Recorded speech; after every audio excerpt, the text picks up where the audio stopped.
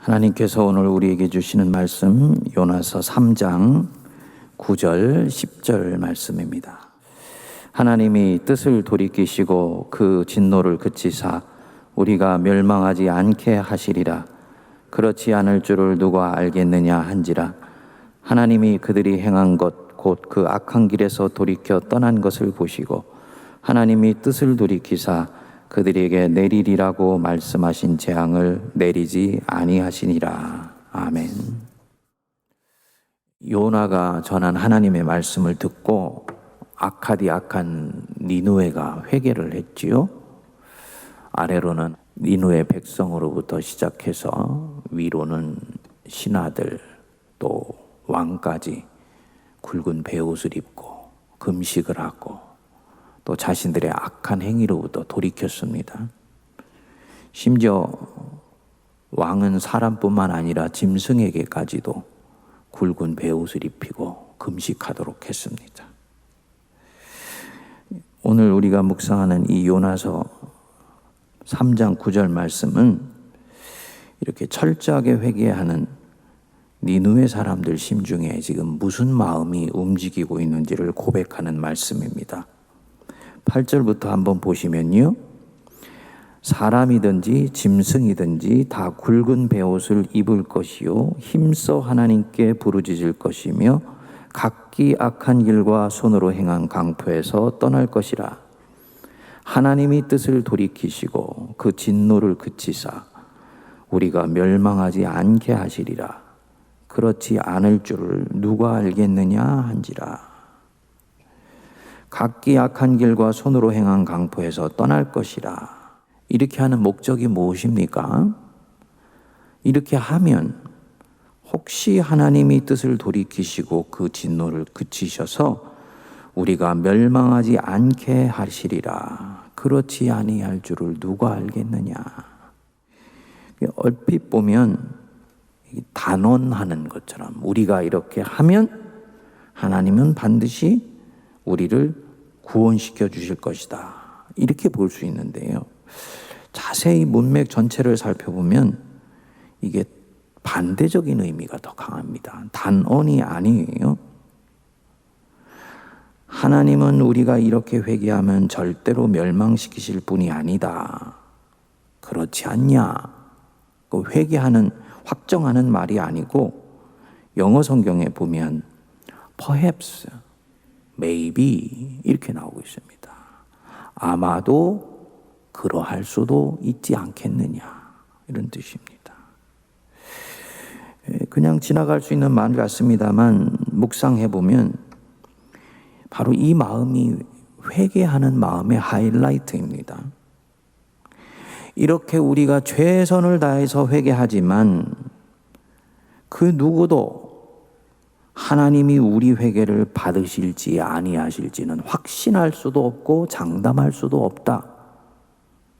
하지만 혹시 하나님이 우리의 마음의 중심을 보시고 이 마음을 받아주실지 어찌하냐 이 뜻입니다. 다시 말씀드려서 모든 것을 맺고 풀고 죽이고 살리시는 권한은 하나님 한 분에게만 있다는 것을 고백하는 거예요.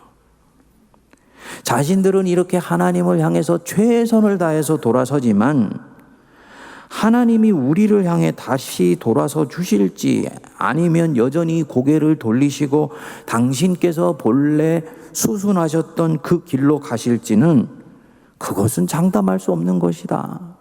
그것은 하나님의 소관에 달린 것이다. 우리가 그것은 어떻게 할 수 있는 것이 아니다.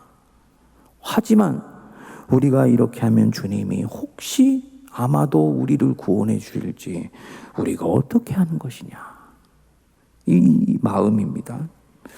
우리 그리스도인들이 자칫 놓치기 쉬운 마음이에요. 내가 용서를 구했으니 하나님은 이 용서를 받아주셔야 해. 내가 사죄를 했으니까 그분은 당연히 내 사죄를 받으시고 나를 용서해 주실 것이다. 내가 회개했으니 하나님은 당연히 이 회개를 받으시고 나를 향해 선을 베풀어 주셔야 된다. 어떻습니까? 이게 믿음인가요? 많은 분들이 저까지도 이거 믿음이라고 생각했습니다. 근데 가만히 들여다보니까 이것은 믿음의 얼굴을 쓴 또 다른 교만이에요. 하나님을 하나님으로 대한다는 것은 그분은 내가 알 수 없는 분이라는 것을 인정하는 것입니다. 하나님을 하나님으로 대한다는 것은 그분은 내가 조작하거나 매니지하거나 또 내가 인위적으로 움직일 수 있는 분이 아니라는 것을 인정하고 받아들이는 것입니다. 하나님을 하나님으로 대한다는 것은 그분은 철저히 자유하신 분이라는 것을 인정하는 거예요.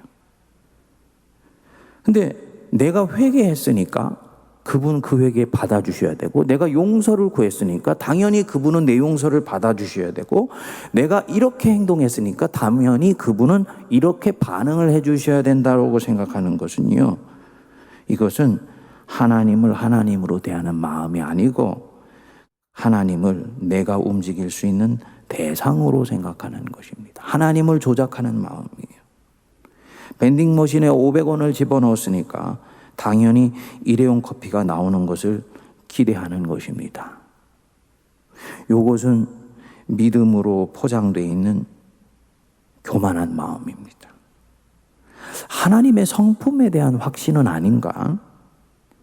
그럴 수도 있지만은 아닐 수도 있어요. 예를 들어 보면 좀 더 명확해집니다. 지금 A가 B에게 엄청난 잘못을 저질러서 B가 큰 마음의 상처를 받았습니다. A가 처음에는 몰랐다가 시간이 지나면서 자기가 B에게 큰 잘못을 저지른 것을 깨닫게 되었어요.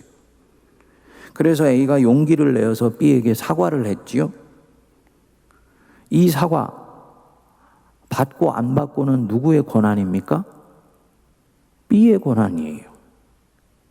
자기 상처가 아직 아물지 않았으면 그 사과의 말을 듣고 반응을 하냐 아니하느냐는 것은 B의 권한입니다. 그런데 A가 이렇게 말을 합니다. 내가 당신한테 사과를 했으니 당신은 당연히 이 사과를 받아들여야 해. 그리고는 자신의 사과를 받아주지를 않는다고 그 B를 옹졸하다고 몰아세웁니다. 여러분, 이 모습이 어떠합니까? 지금 A가 B를 정말 인격적으로 존중해주고 있는 건가요? 정말 사과하는 마음이 맞나요? 아니지요? 자신이 사과하면 저쪽은 당연히 반응하고 당연히 용서해 줘야 되는 의무를 가진 사람처럼 대하는 것입니다. 이 사과하는 A 마음, 여전히 B에 대해서 미안해하는 마음이 아니고 B를 중심으로 생각하는 마음이 아니고 자기 중심적인 마음이에요. 결국은 이 사과의 과정을 통해서 또다시 이 사람에게 큰 상처를 주게 될 것입니다. 우리가 이 용서의 교리를 하나님 앞에 이런 식으로 사용하는 경우가 얼마나 많이 있는지 모릅니다. 또 우리가 하나님을 이렇게 대하는 경우가 얼마나 많이 있는지 모릅니다. 하나님을 조작하려는 마음입니다. 신학에서는 이것을 제도화된 종교라고 얘기를 합니다. 어떤 제도나 의식의 틀 속에 나를 딱 집어넣으면 하나님은 당연히 이것에 대해서 내가 예상한 대로 반응해야 된다고 보고 움직이는 것입니다.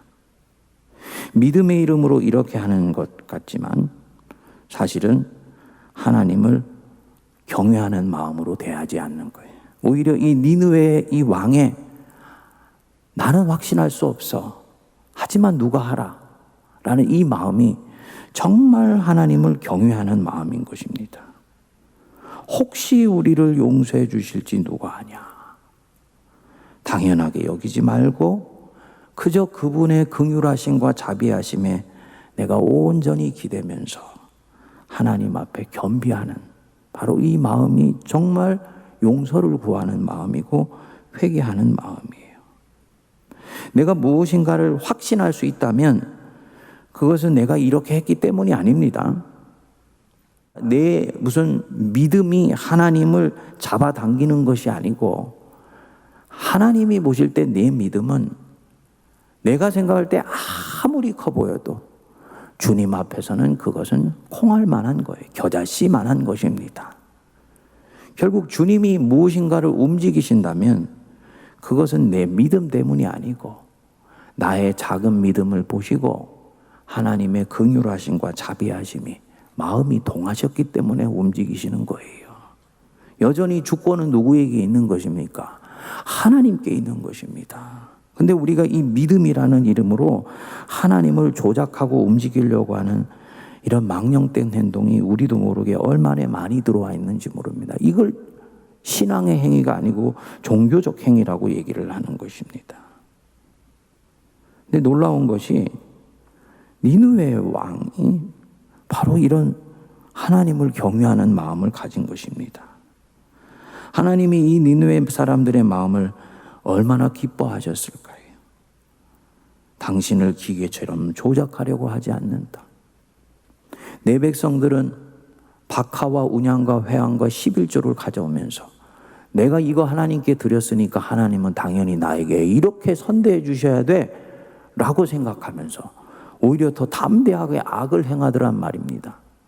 그러니까 선지자를 통해서 얘기했죠. 나는 너희들이 가지고 있는 그 11조와 너희들의 재물을 받지 않겠다. 하나님의 사랑을 거래하려는 마음을 하나님이 속상해 하신 거예요. 그런데 이 악한 이 니느웨 백성들, 괴율과 흉포의 도시의 왕이 오히려 하나님을 정말 하나님으로 대하는 거지요. 얼마나 하나님이 귀하게 보시겠습니까?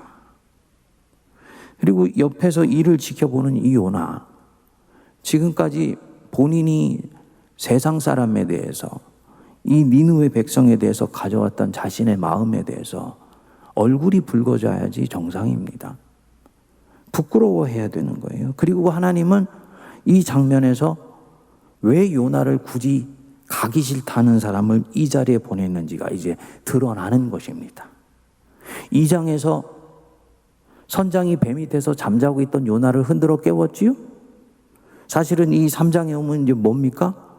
니느웨 백성들과 니느웨 왕이 하나님을 대하는 태도 속에서요, 이 백성들이 하나님의 백성인 요나를 흔들어 깨우는 것입니다. 영적으로 흔들어 깨우는 거예요. 묵상하면서 그리스도인인 우리 자신도 정신이 번쩍 들어야 됩니다. 요나가 탔던 배 선장, 그리고 이 니느웨 왕, 하나님을 몰랐을 때는 무지하게 행동했지만 하나님을 알고 났을 때는 엄청나게 신실하게 반응한다. 그래서 하나님이 이 회개를 기뻐 받으셨어요. 하나님이 그들이 행한 것 곧 악한 길에서 돌이켜 떠난 것을 보시고 하나님이 뜻을 돌이키사 그들에게 내리리라고 말씀하신 재앙을 내리지 아니하시니라. 얘들아, 세상 사람들에게 네가 그 파편적으로 단편적으로 전하는 복음일지라도 그들에게 나 여호와의 말씀이 전해졌을 때는 그들은 하나님의 백성인 너희들보다 더 신실하게 반응할 수도 있다. 이거 말씀하시는 거지요. 그리고 요나는 이 부분에 대해서 하나님 앞에 잘못 생각했던 것을 부끄러워해야지 되는 것입니다. 자기가 이때까지 자기의 자존감을 어느 토대 위에 세워왔는가라는 것을 살펴야 됩니다. 내 자존감이, 그리스도인으로서의 자존감이 세상을 한 수 아래로 보고 세상을 그저 업신여기고 그들을 경멸하는 것을 통해서 내 자존감을 세워왔다? 그것은 잘못된 자존감인 것입니다. 여러분, 우리가 가지고 있는 자존감은 누구와 비교해서 세워지는 것이 아니에요. 그렇죠? 그리스도인들이 세상 속에 심겨진 하나님의 생명의 씨앗들인데 때로는 세상 속에 살면서 세상에 의해서 치이기도 하고 상하기도 하고 찔리기도 하고 아프기도 하고 때때로는 세상이 우리를 하찮게 여기는 그런 모습들을 우리가 보기도 하지만 그래서 우리가 역으로 그들을 다시 경멸하고 조롱하는 마음을 갖기도 하지만 바로 그 후자의 마음이 우리를 그들보다 높이 세워주고 우리 자존감을 세워주는 것이 아닙니다. 그리스도인의 자존감은 하나님 앞에 있는 내 자신의 모습 그 자체로 견고하게 세워지는 것을 우리가 굳게 믿으실 수 있게 되기를 바랍니다. 그러니까 우리는 왕 앞에서도 당당하고요, 거지 앞에서도 오히려 겸손할 수 있어야지 되는 것입니다. 세상을 낮춤으로써 우리가 높아지는 것이다라고 생각하면 이것은 하나님 백성의 온전한 자존감이 아니에요. 근데 요나가 바로 이 토대 위에 서 있었단 말입니다.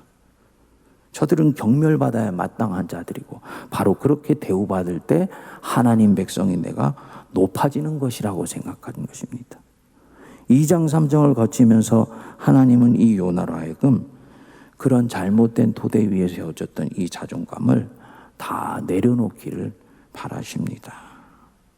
네가 자존감을 그릇된 토대 위에 세웠던 것 내려놓고 하나님 앞에 다시 깨어나고 회개해야 된다. 근데 요나는 그렇게 하려고 하지 않습니다. 그래서 이제 이 4장으로 가면서 이제 본격적으로 요나 속에 있는 밑바닥에 있는 것들이 다 올라오게 되는 거죠. 하나님 속에 있는 것들도 이제 다 드러나게 되는 것입니다. 말씀 마무리합니다. 그렇지 않을지를 누가 알겠느냐?